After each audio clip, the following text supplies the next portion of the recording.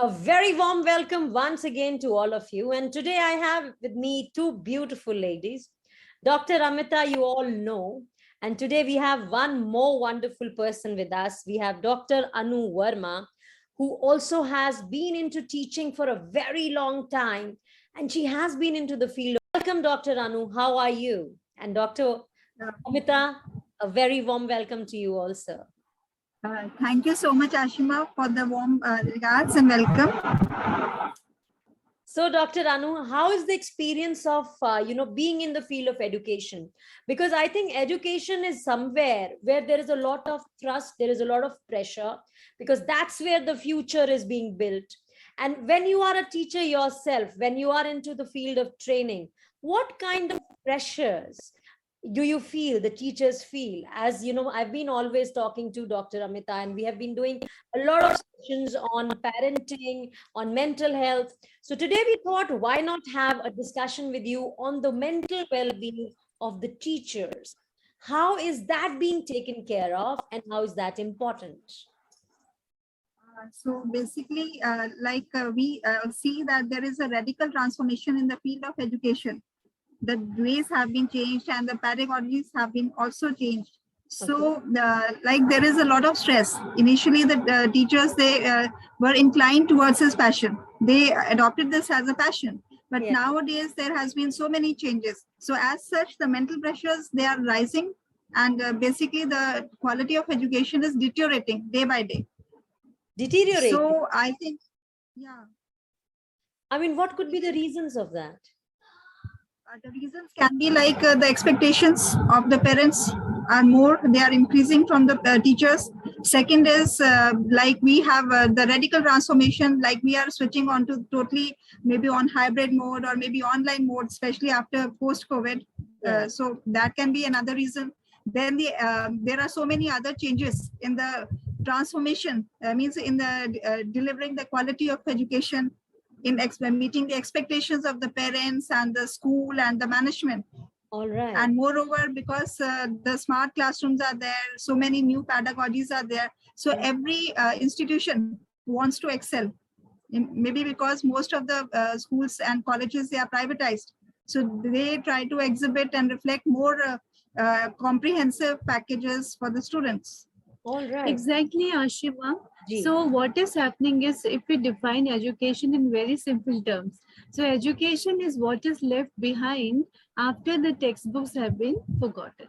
Yeah, I believe you. So how come this happens is that if the mental health of teachers is not good, right? If the mental health of teachers is not good, if they are not feeling emotionally stable and sturdy, if they are not having satisfaction about their life and themselves, what is happening is they are not able to deliver in a happy mode in the classrooms. And who suffers? Our children the most. Not the management, not the stakeholders or the community. Who is suffering? The children. We are sending children to schools and colleges and in higher educational institutions in the hope, in the trust that teachers would be doing their job properly. Absolutely. But if they are not mentally or emotionally stable, do you think they'll be able to deliver what we are sending our children to schools for? Do you think the people are really ready to take care of the mental health of the teachers? It's $1 million question. I think that's where we are coming from. I was reading somewhere that in America, now though, yes, the education system, the policies change and the teachers are being paid good. But I remember the times where teachers were not really paid well. In India, now the teachers are paid well, but still just paying well doesn't help, you know. You have to take care of them, their mental well-being. Like I was talking to somebody, they said in our country, when somebody says, oh, I'm psychologically not feeling okay, so the government will say, okay, you need to take rest, take a break for five days. They will give them a paid holiday so that they can go and unwind and come back. Does that happen in India with the teachers? Because teachers are the one who are the building blocks. They are laying the foundation for the future of India tomorrow. I think still there are certain gaps. Yeah. Still there are gaps because like we talk about teachers and when it comes to the recruitment, right? So actually they are following the guidelines as per their UGC guidelines, or maybe for the higher education institutions.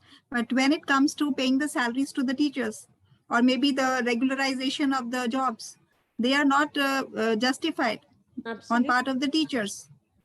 And moreover, like we teachers nowadays, they are more than the mentors and more than the teachers. They are facilitators, they are supervisors, they are code learners, they are so many other things are being discharged. So many different roles are being undertaken by the teachers.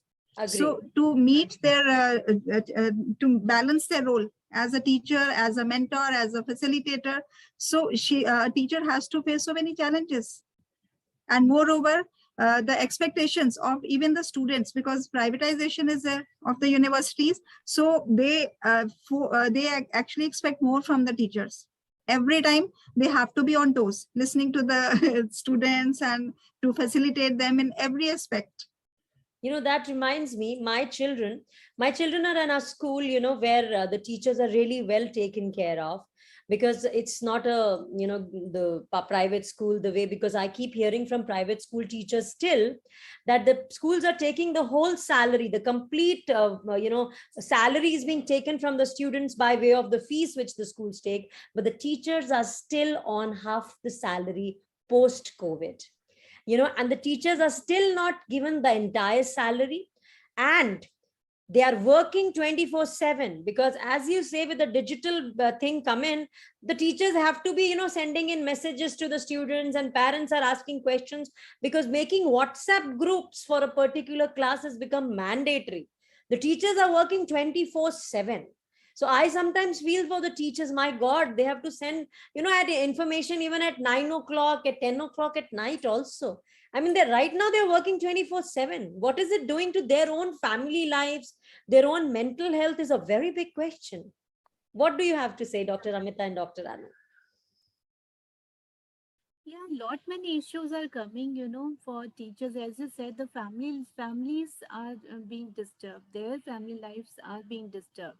So they are not only teachers, they are parents also, they are spouses also, they are neighbors also, Yeah, they have other relations also to take care of. And if the work-life balance is not happening, their own mental health is getting messed up, and who is looking after that, who is talking about it? No one. People are cribbing, parents are cribbing that my child is sleeping in the classroom, teacher is not bothered. Why? Because during online sessions, teacher is not able to keep a tap on everyone, and yeah, there are so many other online challenges which the teachers are facing, and parents are yet again cribbing about the teachers' loyalty or teachers' sincerity or teachers' efficiency is not optimum. Whereas teachers, you said just now that their work is now 24/7, unlike in the absolutely. offline classes. So, who is going to take care of the mental health of teachers? Dr. Anu is talking about the management issues, the administrative issues also. With the Right. salaries are not being paid full, the dignity is not given to the teachers. And what else, Dr. Anu, would you like to add And on? like moreover, I believe that value education system is also missing. Maybe that kind of guru shishya relationship is also missing nowadays. I Neither know. the teachers are so dedicated nor the students are dedicated. So that is also missing, because we are missing the, like for example, we have value education classes, and those classes, they are substituted with other subjects whose syllabus is maybe incomplete, or maybe these kind of things are happening. So a radical transformation has to be there in this area also.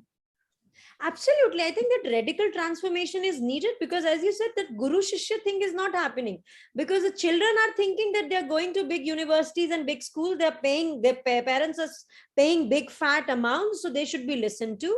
And parents think just because they're paying huge amounts for their children, the children should be given everything, and they put the entire onus on the teachers, the lecturers, or on the management. So I think, I mean, it's a race happening. It's a rat race happening, where nobody knows which ball to play in which direction. Absolutely, a radical transformation is needed. And I think the children are not being sincere, because उनको लगता है हम पैसा दे रहे हैं, पैसे देके education ले रहे हैं तो हमें बेस्ट फैसिलिटी मिलना चाहिए. I was talking to a parent, you know, अगर एक बच्चे की कॉपी में अगर टीचर ने गलती से कुछ क्वेश्चन मार्क कर दिया है, I mean, the parents go so mad कि अरे हम इतना पैसा देते हैं, टीचर ने कैसे गलत सवाल को सही कर दिया. She's a human being at the end of the day. What are you doing for your own kids? Just paying money doesn't help, isn't it? What do you say, So Dr. Anu? This is something we need to focus on. This is something we need to focus on. And this is the, crux of the session today. Talking about and thinking about and spreading about this awareness, sensitizing about the mental health of teachers. And moreover, like I would like to just add that we are talking about mental health. And so many policies, means whatever policies, even NEP 2020 also focuses on mental health. But all policies, they focus more on the student-centric behavior, not on the teacher-centric. Because actually, if I talk about the institutions, their behavior is like they treat them as customers. And who is handling those customers? Who are actually the dealing forces? The teachers. So if the teachers are taken care of, definitely they will give qualitative services. They will be more dedicated towards their role. Even if they are getting less salaries, even if they are getting the good ambience, that can be negligible. I think you're absolutely right. The corporatization of the institution, the education institutions is happening, but in the corporates, the employees are being taken care of. But I think the teachers are not being taken care of. The mental health of corporate employees is being taken care of. They are given holidays, they are given paid leaves. But here, is it happening for the teachers in any of the universities or in any of the institutions? I think very rare. Very rare, because now the corporate culture has also been included or integrated in the universities or higher education institutions. But the issue is we are not totally focusing on these kind of things. Like if we are adopting some part of the culture of the corporates, we are not focusing on taking care of employees. We are not focusing on taking care of the teachers. Because if we are another thing is we talk about teaching profession, medical profession as the noblest professions, but I think they are at stake right now. Maybe the understanding between the management, because if we are dealing with the students, obviously teachers are the nation builders, and if they are not happy, they are not having good quality of mental health, how will they deal with students? Because nowadays in the colleges, in the higher education institutions, every second student is facing that psychological challenges, social and emotional challenges. And if the teachers themselves are not able to handle their issues, so it will not be easy for them to handle their issues. Completely. Or maybe to mentor their students. So are there plenty any... of... yeah, please, Dr. Amita. I was just mentioning plenty of, food for thought, which Dr. Anu has given just now. Yeah. For the school, for the management, for the stakeholders, for the community. And this is something we need to talk about these days. So another segment only on mental health of teachers and what can be done about it. Today we are talking about the problems. I think we need to talk about it. Absolutely. I think we really need to come up with the, that guidelines and probably pass it across to the body of education, the education department or whosoever is there, because they are going to, slowly implement the new education policy. But where are the teachers in the whole setup? If they are not being taken care of, how would you be able to do it the best of the ways? It was really, really great talking to you. Yeah, you want to add something, Dr. Anu, before we... one more thing I would like to add is like when the recruitments are there for the teachers, especially in the universities and higher education institutions, the guidelines should be clear. As you have mentioned about the guidelines should be clear, because when they are recruiting the teachers, they are well qualified, they are well experienced, but still that kind of dignity, that kind of salaries, that kind of reputation is not given to them. So as such, because actually if I see from this perspective, the management knows that if they are not going to hire one teacher, because what I have seen is the teachers, the stability is not there. Means every other maybe in every other session the teachers are changing because they are looking who is suffering. to get a better opportunity. They go. Yes. And if and actually the management that should focus on the stabilization of the teachers. They should hire quality teachers and they should make them stay. I And have if they're another happy in question. their workplace, yes. I mean, are they not worried that the teachers are changing? The attrition rate is so high. I mean, is the management not bothered at all? I don't think so, because if they would have bothered, they wouldn't have let the resources move away. Yeah, because I think it is Because they are not pressure. focusing on this perspective. I think it is They high are not time. focusing. It is high time Yes. they started looking at these things from this perspective, isn't it? It's really important. What do you say, Dr. I know if No, it's very important, Ashima, that the mental health of teachers is taken into consideration. And what is happening today is hire and fire. You raise your demands or demand, or you raise your issue of hike in salary or dignity. Even if you are asking for dignity of your office or your place, and you need a proper place to sit and all of that, your one is not given even that in many higher educational institutions. So many faculty, they are not able to come out, because if they really come out and talk about it, their own jobs will be in jeopardy. I So know. this is a very pathetic state of affairs.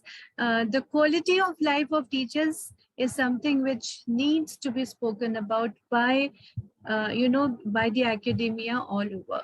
So this is something we thought that yes, Ashima, one needs to talk about this aspect also, not only as parents but as intellectuals. What do you think? Absolutely. I hope we are able to send the message across to the people. The teachers are the ones who are making the future happen. And if you really want the future to be good, start looking for the teachers who, start looking out and seeing what they really are wanting. Start listening to them. Thank you very much. In the next session, we are coming up how the mental health of the teachers can be taken care of. But yes, are you listening? You better take care of the teachers before it gets too late.